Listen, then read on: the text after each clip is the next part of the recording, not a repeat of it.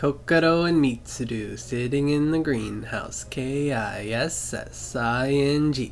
First comes love, then comes marriage, then comes amnesiac Kokoro with the baby carriage. Hey, well guys, that was a great ending. I really loved Darling in the Franxx. Really such a perfect ending.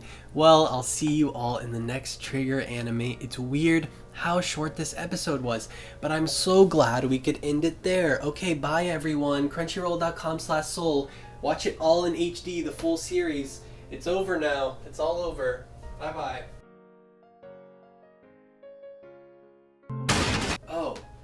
Oh, there's more. Oh god. Why is this happening? No, stop. No, come on. No, fuck everything. No. Do the impossible, see the invisible. Row, fight the power. Ah, I see. The rebellion is upon us. Ikuno and Ichigo? Man, I don't think anyone saw that coming. That was a shocker. Sarcasm. Well then, I'm really not sure where they're going to end up now and how Goto will be involved. The voice actors have already said they always feel bad for Goto, so I'm worried he won't have such a great ending. But one takeaway was the hair. The change in hair for both Ikuno and Mitsuru has revealed where their true hearts and true feelings lie.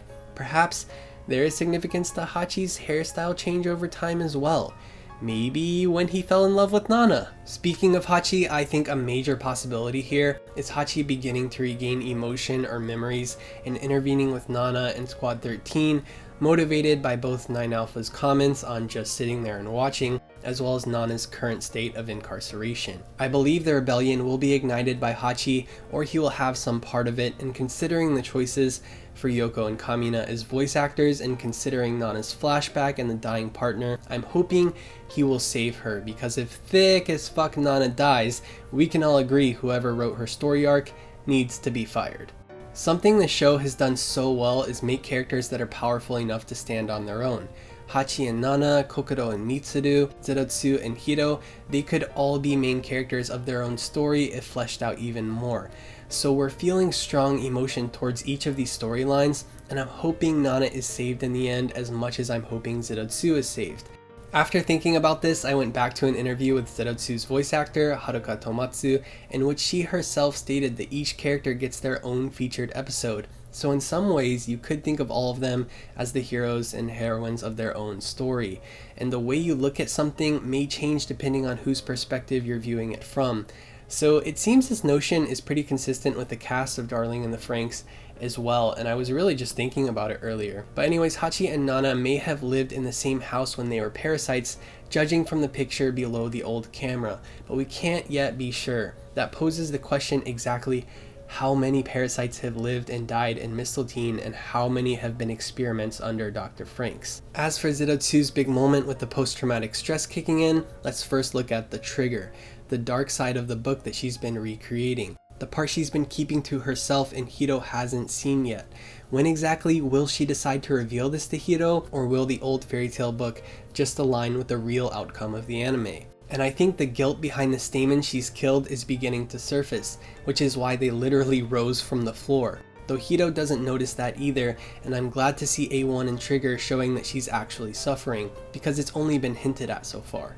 But now it's been made clear that she's not only not okay, but may never be okay. And I love how jarringly this scene was slid in, because it was perfect, unexpected character development for Best Girl. That was without a doubt my favorite scene in this episode, minus Hiro's internal monologue, of course. Kimi to issho ni waraeru. Sonna jikan ga, kono ni mo wa tatakai, kono ni mo utsukushii. These clearly portray a sense of Hiro's strongest feelings at each point in the show, and Zero Two's feelings as well. The show will most certainly start and finish with them as the center. Zero Two becoming more human, Hiro becoming more klaxosaur, to which possibly klaxosaur blood may prevent the APE who are still human from being freed from the shackles to which they speak of at the end of the episode. If the APE member who is still bound to their body has had sexual contact with Zero One, are they prevented from being freed?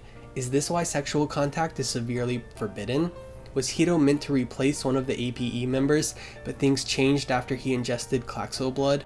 When they told Zero Two she'd become human by killing klaxosaurs, Did they actually mean she was the key to becoming human, that she will replace the princess and undo the effects of klaxosaur blood?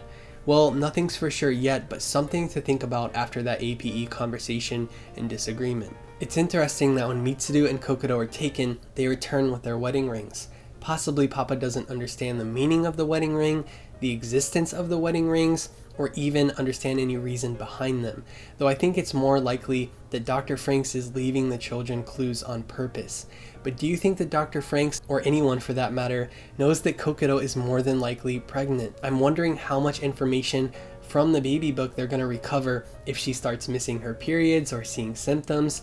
If she is pregnant, I mean, obviously the emotions will be flying. Will Mitsuru and Kokoro be forced together? Will they recover memories or just fall in love all over again? Even worse, will only Kokoro remember and Mitsuru return to his cold distance? There are so many questions that I'm dying for episode 19. Haruka Tomatsu, by the way, this episode really showed me just how amazing of a voice actor she is, and especially when Zero Two began the sick fight scene versus the Nines. She fits that character perfectly and she delivers lines like she is living this life. Seriously, it's impressive. She killed it. I'm so hyped, very ready for next week, and I'll be in Tokyo posting whatever Darling in the FranXX stuff I find on Instagram and Twitter, so go follow me there if you want to see that at soul_animation. And if you want to talk more Darling in the FranXX in-depth theories, join the channel's Discord. Link will be in the description. If you need that Zero Two signed Shikishi board from Trigger, check out soulanimation.bigcartel.com as well, and I'll see you in the next episode.